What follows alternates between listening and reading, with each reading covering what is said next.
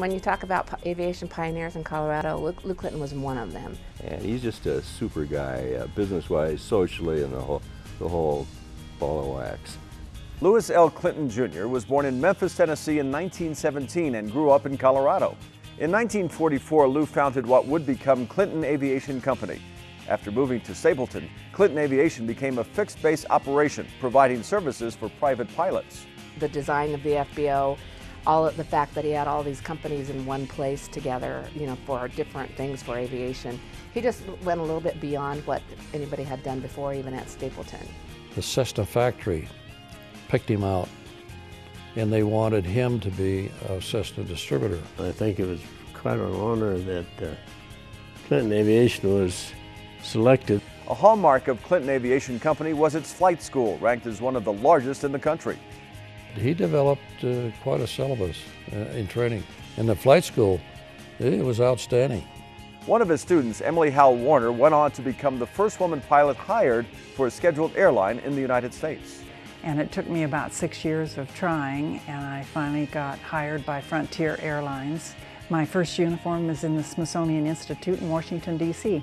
In 1968, Clinton Aviation Company teamed with Arapahoe County and George Wallace and opened the Arapahoe County Airport, now known as Centennial Airport, in southeast Denver.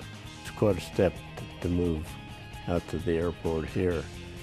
Mainly we had more jackrabbits and antelope out here than we had customers to start with. Beautiful place, and the opening day was on Mother's Day with cars lined up from the Brown Palace all the way out on Highway 25 to Arapahoe Road to come out and watch the grand opening.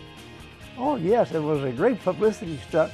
We hadn't planned it, but it was, because everybody wanted to know where the other people were going, so they followed them too. Real neat circular facility where you could put the planes into the shop like in slices of pie that fit in a circle. Similar to an automotive dealership, showroom and so forth, which worked really well. Lou was also an innovator when it came to creative marketing. Can I hang an airplane up in this rock show? Well, he said, sure, it's all right with me. And he said, will that little bitty cable hold an airplane? Well, I said, I'll tell you what I'll do.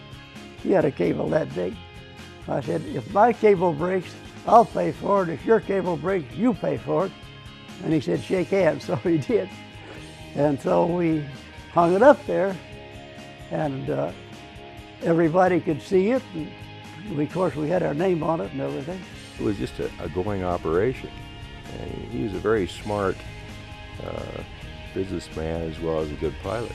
I think he's very passionate about aviation, and he's very caring about his employees and about the company and about his customers.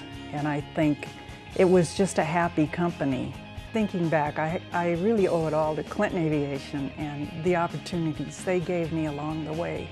He's kind of like a local celebrity in the aviation community.